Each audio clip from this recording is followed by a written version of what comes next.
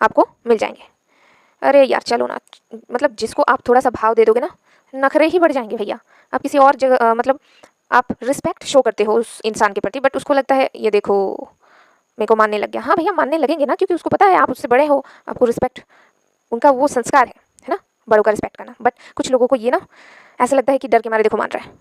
Disgusting. Okay, सो हमारा topic complete हो चुका है। मैं बिल्कुल भी आप लोगों का टाइम वेस्ट नहीं करने वाली हूँ। अब मिलती हूँ नेक्स्ट इंपॉर्टेंट डेरिवेशन के साथ। प्लीज़ इस प्लेलिस्ट के सारे, मेरी बात मानो, प्लेलिस्ट के सारे क्वेश्चन को एक नोट कॉपी में उतारो और इसको प्रैक्टिस करो अभी से, अगर चाहते हो फिजिक्स में 90+ लाना। ठीक है, फिजिक्स में फिर भी मैं यही इस्तेमाल कर रही हूँ, देखो 90+ लाना। ठीक है, मेरा फिजिक्स में आया है कितना बताऊँ? मेरा फिजिक्स में 97 मार्क्स आया है।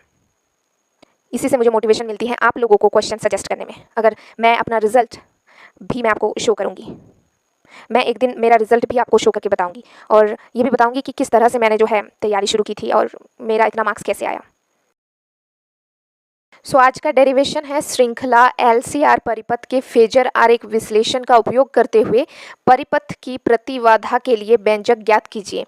ये क्वेश्चन काफ़ी सालों के प्रीवियस ईयर क्वेश्चन में पूछा जा चुका है क्लास 12th बोर्ड एग्जाम्स में, और ये हम फिजिक्स डेरिवेशन की बात कर रहे हैं। तो प्लीज़ आप इस डेरिवेशन को तैयार कर लें, मैं अभी आपको इस वीडियो में बताऊँगी। और इसके पहले भी मैंने बहुत सारे इंपॉर्टेंट डेरिवेशन आपको दिखाया, मतलब आपके साथ शेयर किया है। अगर आपने नहीं देखा है तो डिस्क्रिप्शन आप वहां से देख सकते हैं, या फिर आप मेरे चैनल के होम पेज में जाकर प्लेलिस्ट सेक्शन को क्लिक करके भी आप वहां से देख सकते हैं। देखिए, मैं आपको अश्योर करती हूं कि इन्हीं डेरिवेशन में से आपको पूछा जाएगा। ठीक है, क्योंकि बोर्ड का एक पैटर्न होता है, मैं बहुत बार आपको बता चुकी हूँ। आपको पता है कि किसी भी डेरिवेशन का एक क्या होता है, डायग्राम होता है ना। तो चलिए सबसे पहले डायग्राम को ड्रॉ कर लेते हैं। तो LCR है, सो ये हमारा हो जाएगा XL यानी L, और ये हमारा XC कैपेसिटर, और ये हमारा होगा R प्रतिरोध। ठीक है, सो ये हमारा प्रतिरोध R होगा। ठीक है, अब इस सर्किट को पूरा करते हैं, और इस सर्किट पर AC करंट जो है वो फ्लो करेगा। सो ये हमारा सर्किट कंप्लीट है।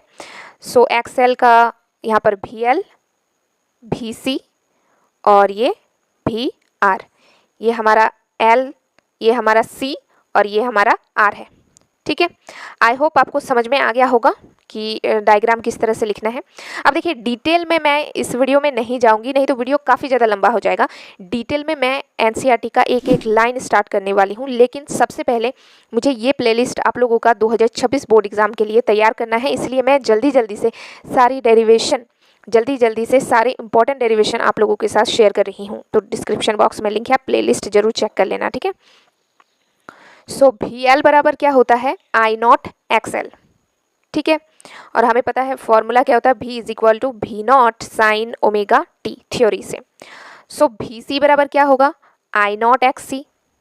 नाउ VR बराबर क्या होगा, I0 R। फॉर्मूला क्या होता है ये हमें पता होना चाहिए, V0 square is equal to VL minus VC का होल स्क्वायर प्लस VR का स्क्वायर। अब ये हमारा V0 स्क्वायर माइनस VL का मान क्या था, देख लो I0 XL, तो हम यहाँ पे पुट करेंगे I0 XL माइनस VC का देखो I0 XC, so I0 XC इसका होल स्क्वायर प्लस VR का देख लो I0 R, so I0 R का स्क्वायर। ठीक है, so V0 square is equal to, अब हम क्या करेंगे, ध्यान से सुनना, यहाँ पर देखो I0 और देखना भी, I0 और I0 दोनों में है, तो क्या मैं कॉमन ले सकती हूँ, बिल्कुल ले सकती हूँ, राइट। अच्छा, ये V0 बराबर है, तो मैं यहाँ पर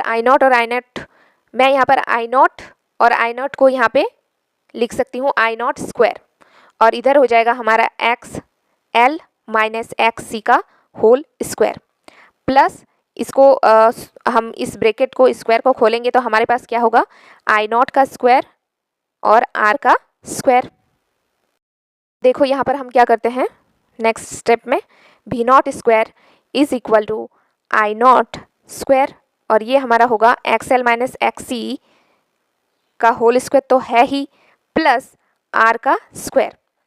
इसको भी मैंने इंक्लूड कर दिया आर स्क्वायर को, क्योंकि यहाँ पर भी आई नॉट स्क्वायर है, यहाँ पे भी आई नॉट स्क्वायर, तो दोनों को कॉमन लेकर हमने यहाँ पर आई नॉट स्क्वायर लिख दिया। Now V naught square is equal to I naught square.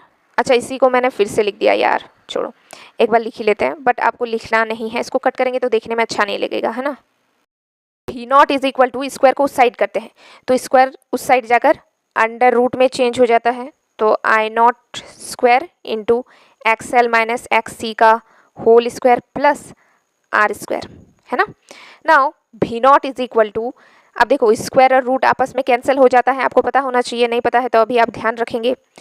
Okay, सो ये हो जाएगा हमारे पास, यहाँ पर क्या बचेगा, आई नॉट सिर्फ, क्योंकि इसको खोल देंगे तो आई नॉट बचेगा सिर्फ, और ये अंडर रूट में हमारे पास आ जाएगा X L minus X C का whole square plus R square. तो हमारे पास क्या बचा था, V naught is equal to I naught under root X L minus X C का whole square plus R square.